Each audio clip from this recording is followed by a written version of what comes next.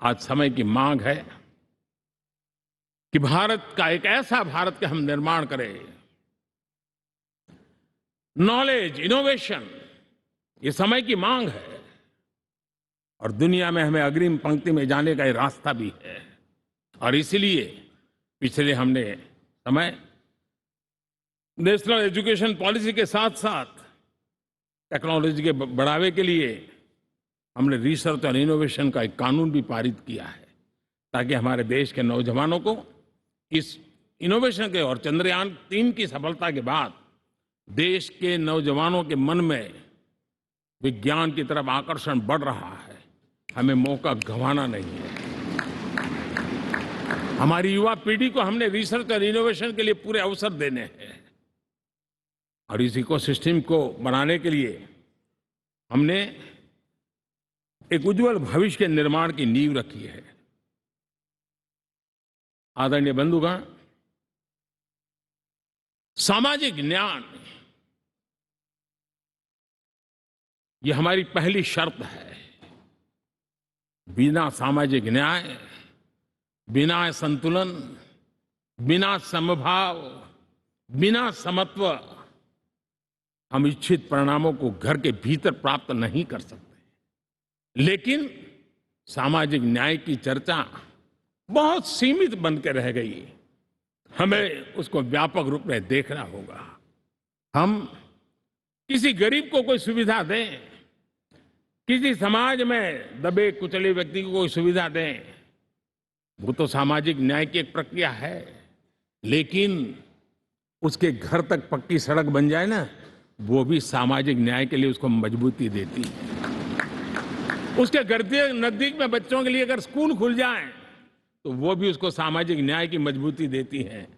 उसको बिना खर्च अगर आरोग्य में समय की जरूरत पड़े वो मिले, तब जाकर के सामाजिक न्याय की मजबूती मिलती है।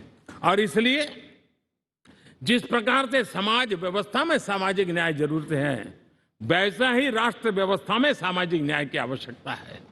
अब देश का कोई हिस्सा पीछे रह जाए, अविकसित रह जाए, ये भी सामाजिक न्याय के खिलाफ है।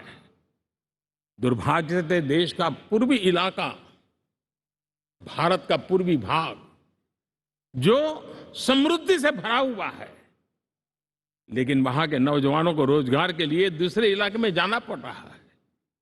ये स्थिति हमें बदलनी है। हमारे देश के उस पूर्वी भाग को, इलाका को समृद्ध बना करके सामाजिक न्याय की मजबूती भी हमने देनी है।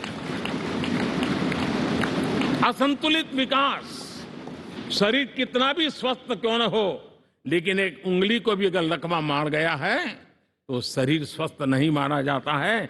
भारत कितना ही समृद्ध हो, लेकिन कोई अंग उसका दुर्बल रह जाए तो भारत समृद्धि में पीछे है, मानना पड़ेगा। और इसलिए हम सर्वांगीण विकास के पक्ष में, सामाजिक न्याय की उस ऊंचाई को प्राप्त करने के पक्ष में, दिशा में हमें आगे बढ़ना है। चाहे पूर्वी भारत हो, चाहे नॉर्थ ईस्ट हो, हमें उन चीजों को प्राप्त करना। और उसी लिए जो रणनीति कितनी सफल हुई है, 100 एस्पिरेशनल डिस्ट्रिक्ट पर विशेष काम किया, नौजवान अफसरों को लगाया गया, एक स्ट्रेटेजी बनाई गई।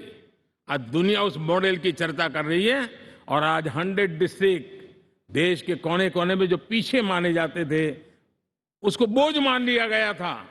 आज स्थिति ये बनी है कि वो 100 डिस्ट्रिक्ट अपने अपने राज्य में लीड कर रहे हैं, राज्य की एवरेज से भी ऊपर जा रहे हैं। और इस सफलता को देख करके, सामाजिक न्याय की इस भावना को मजबूत करते हुए 100 डिस्ट्रिक्ट में से आगे बढ़ करके जमीनी स्तर पर ले जाने के लिए 500 ब्लॉक तक उनको एस्पिरेशनल डिस्ट्रिक्ट ब्लॉक के नाते आइडेंटिफाई करके उसको मजबूती करने देने का काम चल रहा है। और मुझे विश्वास है ये एस्पिरेशनल ब्लॉक्स है, वो एक विकास का नया मॉडल बनने वाले हैं। वो एक प्रकार से